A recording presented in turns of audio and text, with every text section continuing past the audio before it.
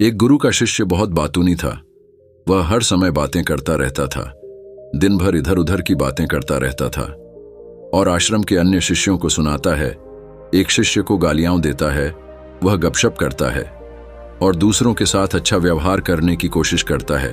अपने मुंह से अपनी प्रशंसा करता रहता है और हमेशा अपने आप को गुरु के सामने सबसे बुद्धिमान और सिद्ध शिष्य साबित करने की कोशिश करता है। अपने को सभी शिष्यों से अलग और श्रेष्ठ मानते थे।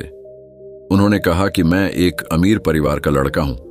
अगर मैं चाहता तो एक आरामदायक और शानदार जीवन जी सकता था, लेकिन मैं वह सब छोड़कर यहां आया क्योंकि मुझे सच्चाई की तलाश है। मैं खुद को जानना चाहता हूं, मैं जीवन को जानना चाहता हूं, इसलिए मेरा यज्ञ सबसे बड़ा है। एक दिन के पुजारी ने सभी शिष्यों को आश्रम में बुलाया और कहा कि आप सभी को अगले 1 महीने तक कुछ संकल्प लेना है। इससे आपका संकल्प मजबूत होगा और आप में आत्मबल का संचार होगा। आप सभी अपनी क्षमता के अनुसार कोई भी संकल्प ले सकते हैं और 1 महीने के पहले आप में से जो कोई भी अपने संकल्प को भंग करता है वह अपनी पुरानी दिनचर्या में वापस चला जाता है। सभी शिष्यों ने अपनी शक्ति के अनुसार बड़े या छोटे संकल्प लिए और गुरु को अपना संकल्प बताकर वहां से चले गए। लेकिन बातूनी शिष्य अपने को सबसे अलग और बड़ा दिखाना चाहता था। तभी वह गुरु की झोंपड़ी में पहुंचा और बोला कि मुझे कोई छोटा संकल्प नहीं करना है, बल्कि अपने जैसा कोई बड़ा और महान संकल्प करना है। कृपया बताएं कि मैं कौन सा संकल्प लूं। उस बातूनी शिष्य की बात सुनकर गुरु मुस्कुरा दिए और कहा, क्या तुम मेरे द्वारा दिए गए संकल्प को पूरा कर पाओगे? क्या तुम्हारे लिए उसे पूरा करना संभव होगा? नहीं, यह तुम्हारे लिए संभव नहीं है। तुम इसे पूरा नहीं कर सकते तो अपना संकल्प खुद खोजो। शिष्य ने कहा, नहीं गुरु, मैं पूरा करूंगा। आप मुझे जो भी संकल्प दें, आप कृपया मुझे बताएं। गुरु ने कहा, ठीक है, फिर आप अगले 1 महीने तक चुप रहेंगे। मुंह से एक शब्द भी नहीं निकलेगा, वह आपका संकल्प है। शिष्य ने कहा, गुरुजी, क्या यह संकल्प है? यह बहुत आसान है, केवल 1 महीने के लिए चुप रहना है। मुझे एक बड़ा संकल्प दें जो मेरे श्रेय के योग्य है, जिसे पूरा करने में मुझे परेशानी हो रही है। गुरु ने कहा, पहले आप इस संकल्प को पूरा करें। शिष्य ने गुरु की आज्ञा का पालन किया। वह उसी समय चुप हो गया और झोंपड़ी से बाहर चला गया। उसे चुप रहना बहुत आसान लगा। उसने किसी तरह चुपचाप 1 दिन बिताया, लेकिन दूसरे दिन से उसके मन में न बोलने का बोझ बढ़ने लगा। तीसरे दिन उन्हें भारीपन महसूस होने लगा और चौथे दिन एक अजीब सी बेचैनी होने लगी, क्योंकि आश्रम के सभी शिष्य आपस में बात कर रहे थे। वह भी उनके सामने अपना पक्ष रखना चाहता था और उनकी बात बंद करना चाहता था, लेकिन उसका निश्चय उसके रास्ते में आ खड़ा हुआ। इसलिए वह सारा दिन केवल मुंह और आंखें ही बनाता रहा। ऐसे ही कुछ दिन और बीत गए और शिष्य बीमार पड़ गया। उसका सिर फटने वाला था। खाने पीने का भी मन नहीं करता था। वह बस बोलना चाहता था। वाह! मास्टर जी के पास गया और उनके सामने बैठ गया और उन्हें लिखकर कहा, मास्टर जी, मुझे बोलना है, बिना कहे मुझे सांस नहीं आ रही है। मेरा दम घुट रहा है। मैं अंदर से पागल हो रहा हूं। मैं क्या कर सकता हूं? क्या मुझे अपने संकल्प तोड़ देने चाहिए?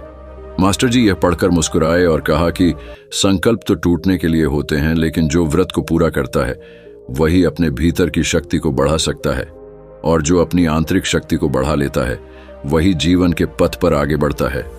बुद्धि और जागृति संकल्प लेना आपके हाथ में था और उसे तोड़ना आपके ऊपर है। आपके अनेक शिष्य संकल्प तोड़कर अपनी दिनचर्या में लौट आए हैं। अगर आप ऐसा नहीं कर पा रहे हैं तो आप अपने संकल्प को तोड़ भी सकते हैं और अपनी पुरानी दिनचर्या में वापस जा सकते हैं। लेकिन याद रहे, अगर आज आप इस छोटे से संकल्प को संभाल नहीं पा रहे हैं तो बाकी जिंदगी कैसे संभालते हो? मुझे शक है बाकी फैसला पूरी तरह तुम्हारे हाथ में है। वैसे भी फैसला पूरी तरह तुम्हारे हाथ में वो बिना कुछ कहे वापस चले जाते थे और खुद को अपनी झोपड़ी में बंद कर लेते थे। झोपड़ी से बाहर आ जाते थे केवल अपने आवश्यक कार्यों के लिए। बाकी समय वह कुटिया के अंदर ही बैठा रहता था। 15 दिन बीत चुके थे और आश्रम के सभी शिष्य का संकल्प लगभग टूट चुका था, लेकिन उस बातूनी शिष्य का संकल्प अभी भी चल ही रहा था कि प्रतिज्ञा लेने के बाद से वह एक शब्द भी नहीं बोला। पूरा आश्रम हैरान था कि इतना बोलने वाला आदमी चुप कैसे हो गया। 15 दिन बाद वह अपने मालिक के पास गया और लिखित में कहा कि हे मालिक, मैं बाहर से चुप हूं, लेकिन मेरे अंदर कई आवाजें हैं। बहुत रोना और शिकायत है। मैं अंदर ही अंदर बात करता रहता हूं। मेरा मन तरह तरह के सवाल करता रहता है। बाहर से जितना शांत हूं, भीतर उतना ही कोलाहल है। मुझे संदेह है कि मेरा संकल्प अभी भी कायम है या नहीं, क्योंकि आपको बोलने की आदत है। आप बाहर से भले ही खामोश हों, लेकिन अंदर ही अंदर कहते रहते हैं कि आपको इन बातों और आवाजों से दूर जाना होगा। शिष्य गुरु को प्रणाम करके चला जाता है और भोर होते ही वह अपनी कुटिया छोड़कर जंगल में चला जाता है। कई दिन बीत जाते हैं और संकल्प का समय भी पूरा हो जाता है, पर वह शिष्य वापस नहीं आता। आश्रम में सभी को डर था कि जंगली जानवरों ने उसे खा लिया है। इस दौरान लोगों ने उसे खोजने का काफी प्रयास किया, लेकिन वह कहीं नहीं मिला। गुरु के सभी शिष्यों ने स्वीकार किया था कि जंगली जानवरों ने उन्हें अपना शिकार बनाया है, लेकिन मास्टर जी को ऐसा नहीं लगा। एक दिन आश्रम का एक शिष्य गुरु के पास आया और बोला, गुरु जी, बातूनी शिष्य को क्या हुआ? जानवरों ने मार डाला होगा।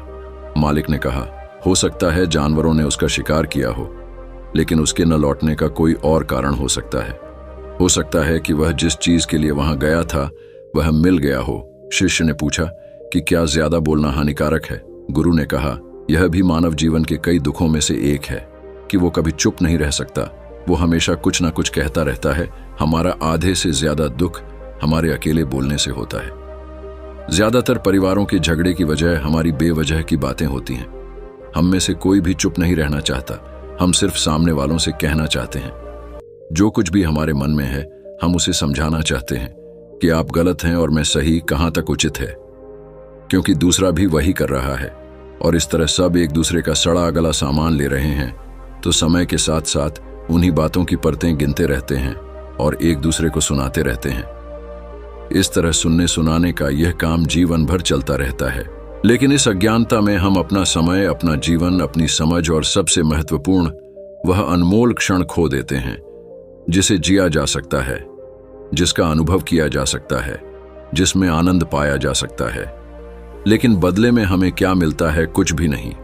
सब व्यर्थ जाता है। हम इस पागलपन में क्या खो चुके हैं?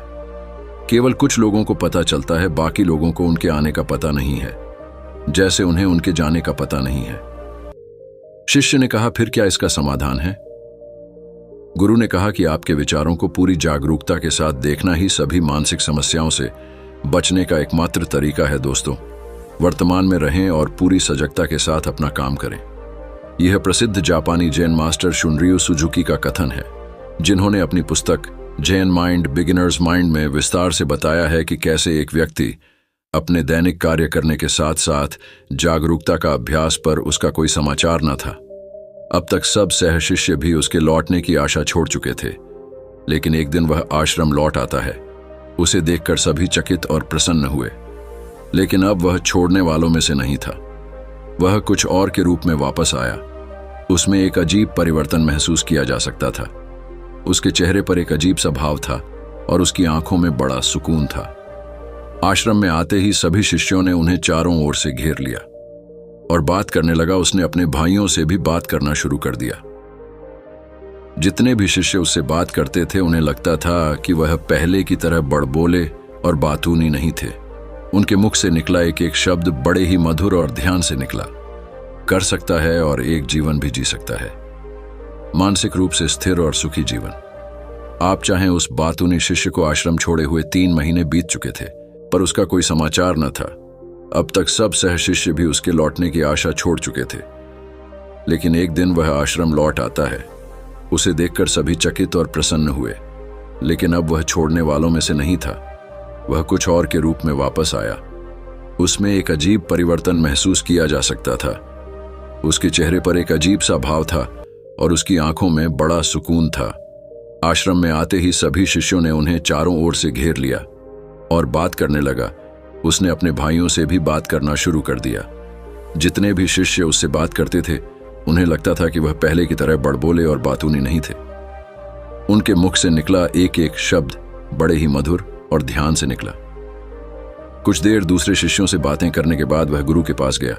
उसने गुरु के पैर छुए और कहा, गुरु जी, क्या मैं अब भी चुप हूं? क्या मेरा संकल्प अभी भी जारी है? गुरु ने कुछ देर तक शिष्य की आंखों में गौर से देखा और कहा, हां, तुम अब भी चुप हो। आपके मुंह से एक भी शब्द नहीं निकल रहा है और आपका संकल्प अभी भी कायम है। टी-रॉक, इसलिए मैं और गहरे जंगल में चला गया। हो में पे कि मुझे वहां शांति मिलेगी और मेरे मन में चहकना कम हो जाएगा, लेकिन मैं जितना एकांत में गया, मेरे अंदर की आवाज तेज होती गई। मुझे अपने अंदर की पुरानी आवाजें सुनाई देने लगीं। तब मुझे एहसास हुआ कि मैं कितना गलत था जब मैं बुरा कहता था अपने परिवार के सदस्यों, दोस्तों और सहशिष्यों को बातें। इसलिए उस समय मैंने सोचा कि मैं सही था।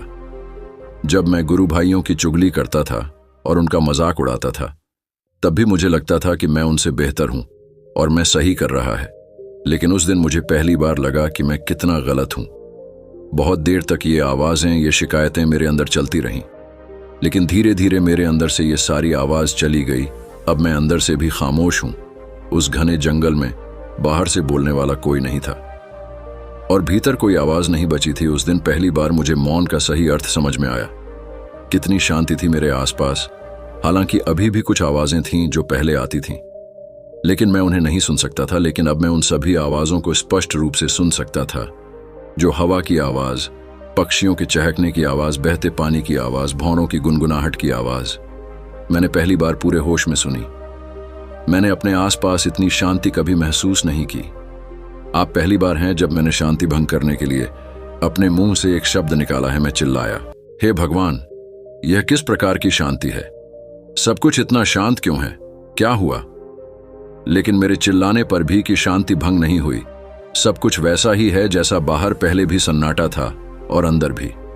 हे मालिक, मैंने अपने गुरु भाइयों से बात की, मैंने आपसे बात की।